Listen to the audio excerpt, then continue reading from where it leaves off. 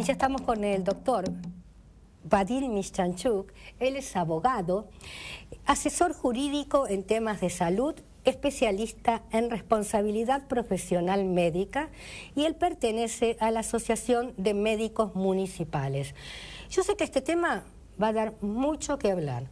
Va a hablar acerca de mala praxis. ¿Cómo te encontrás, Vadim? ¿Cómo estás, Ana? Un gusto tenerte en el programa. Igualmente estar acá con ustedes. Y para hablar de un tema que no se habla mucho, no sé si se teme, si no se sabe, si se desconoce. Mira, es un tema tabú, porque involucra muchas cuestiones. La verdad es que yo prefiero, en vez de hablar de mala praxis, prefiero decir que estamos frente a una situación que se viene dando, un aumento en la cantidad de juicios contra los profesionales de la salud, y esto se debe, y voy a retomar un poco parte de lo que dijiste al comienzo del programa y lo que hablábamos antes de empezar el programa, se debe a que hay una ruptura en la relación médico-paciente y se debe a que no se trabaja en la prevención. Vos bien lo dijiste cuando empezaste recién el programa, hay que trabajar sobre la prevención, porque los juicios de mala praxis tienen dos lados: la supuesta víctima de la supuesta mala praxis y el profesional de la salud víctima de un juicio, que no es nada grato para un profesional de la salud vivir 5, 7 o 10 años sometido a un proceso civil o penal. Entonces me parece que hablar de mala praxis nos tiene que llevar a dar un paso más adelante. Estamos en el año 2014. Esta problemática empezó hace mucho, allá por los años 60 en Estados Unidos, y tuvo su eclosión acá en la década del 80, 90. Tenemos que hablar de prevención, Ana María, y tu programa y vos sos especialista en eso y en los problemas de la sociedad que tienen que ver con la salud. Y hablar de prevención nos tiene que llevar a hablar de el error médico, no como un tema tabú, porque a veces el error médico no tiene nada que ver con la mala praxis, tiene que ver a cuestiones de infraestructura, cuestiones de insumo, cuestiones de mucha demanda, mucho paciente para poco médico, y para un sistema de salud que ha roto la relación médico-paciente. Tanto el público como el privado, los sistemas estoy hablando, se han alejado de esa relación del médico de cabecera. Entonces hay que hablar de prevención, hay que hablar de error médico. El error médico está descrito en toda la bibliografía médica, hay que informarle al paciente, y hay que hablar de la seguridad del paciente. Y con todo eso yo creo que vamos a ir bajando la conflictividad que existe hoy entre los pacientes y los médicos. Bien, Vadim, ¿vos pensás que actualmente hay más juicios de mala praxis? Sí, año tras año, por trabajar en la Asociación de Médicos Municipales y por tener dedicación exclusiva a temas de responsabilidad profesional médica, te digo que sí, que año tras año sube la cantidad de juicios civiles y penales. ¿Por qué? Porque hay más, de pronto más operaciones, más asistencia, más qué, o menos qué. Te digo, no hay más errores médicos, no hay más prácticas que se alejan de la buena práctica, eso te lo puedo asegurar. Bien. Lo que hay es una ruptura entre la relación entre el médico y el paciente. Hay una sociedad más conflictiva, hay una sociedad más querellante, hay una sociedad que exige más el cumplimiento de sus derechos, y hay una sociedad tendiente a judicializar las cuestiones. Y más agresiva. Mucho más agresiva, lo hablábamos en programas anteriores, la violencia que vemos en los hospitales. Sí. Todo eso es un combo explosivo que lleva a que las demandas y las denuncias por mala praxis aumenten. Por eso es que este tema no hay que esconderlo abajo de la alfombra, hay que hablarlo. Por eso es que celebro que vos hayas decidido tocar este tema y que me hayas invitado, porque esto hay que hablarlo, porque la única forma de solucionar estos problemas en pos de los pacientes y del profesional médico, que entra en un estado de burnout total frente a la amenaza del juicio y el juicio en sí, hay que hablarlo, ponerlo sobre el escritorio, decir qué pasa, por qué aumentan las demandas, hay más errores médicos, de qué tipo, dónde se puede estar fallando, en qué se puede mejorar. Así que sobre eso hay que trabajar, por eso es que acepto tu invitación para seguir trabajando en estas cuestiones. Vadim, por ejemplo, vos como abogado, ¿no? Si tenés que defender un caso de mala praxis médica y vos no estás seguro o desconfías, ¿no es cierto?, de la veracidad de los hechos que te relata el profesional, ¿qué haces?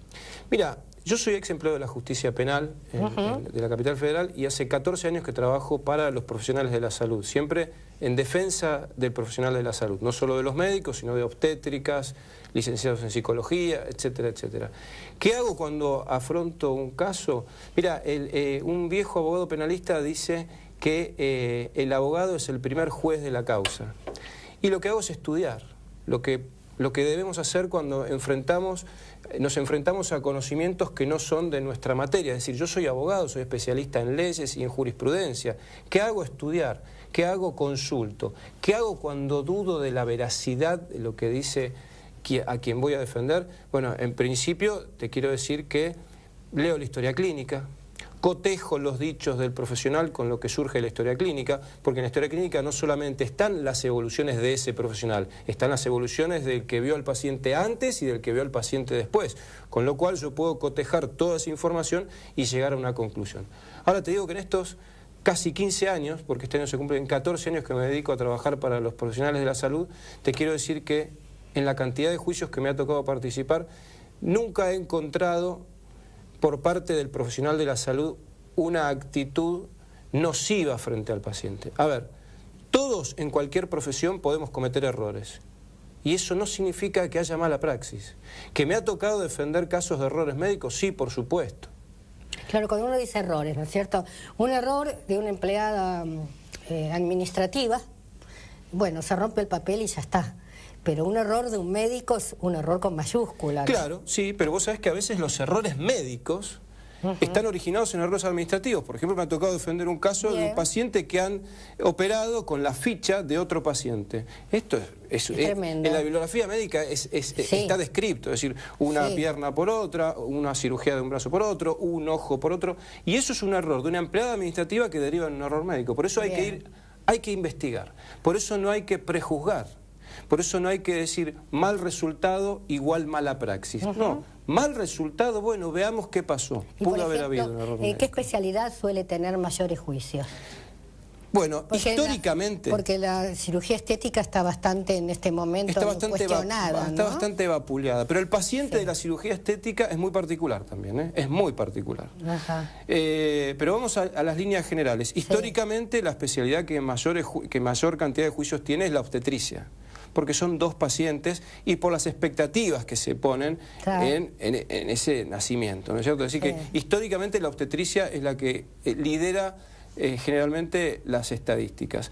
Después sigue la cirugía general por el típico caso de cuestiones que tienen que ver con un abdomen agudo quirúrgico que por ahí se confunde con un abdomen agudo clínico y la cirugía por ahí se demora, pero a veces se demora porque no hay anestesiólogo, a veces se demora porque no hay cama en terapia intensiva. Por eso es que es una injusticia a veces hablar de mal resultado igual mala praxis. No, mal resultado, veamos qué pasó, y a veces las causas de ese mal resultado nada tienen que ver con el profesional de la salud. Pero entonces, estadísticamente, obstetricia, cirugía general, en donde también podemos incluir después la cirugía plástica, pero en los últimos 2 o 3 años hay mucha conflictividad en todo lo que es la atención por guardia y los auxilios domiciliarios. Bueno, ya lo hemos conversado, ¿no es cierto? No sé si en radio o en TV, el problema real que está pasando con respecto a la agresividad, ¿no es cierto? No solo va a juicio el médico, sino que corre hasta el riesgo su vida. Es tremendo, es tremendo. El historial de casos que tenemos y que tengo en el estudio es tremendo. Es decir, desde médicos amenazados con armas de fuego. Desde la Asociación de Médicos Municipales nosotros pusimos en marcha un 0800 para poder satisfacer las necesidades del médico que es agredido en la guardia o cuando está en una ambulancia. Las agresiones son cada vez peores, pero por suerte se han ido encontrando mecanismos para poder auxiliar al médico en esa situación. Bien, Vadim, me quedaría mucho tiempo, ¿sabes?, hablando con vos porque me encanta el tema, lo llevas muy bien, pero me están diciendo corte en corte. Vamos ahora a escuchar un informe acerca de narcolepsia, ¿te parece? Bárbaro. Adelante.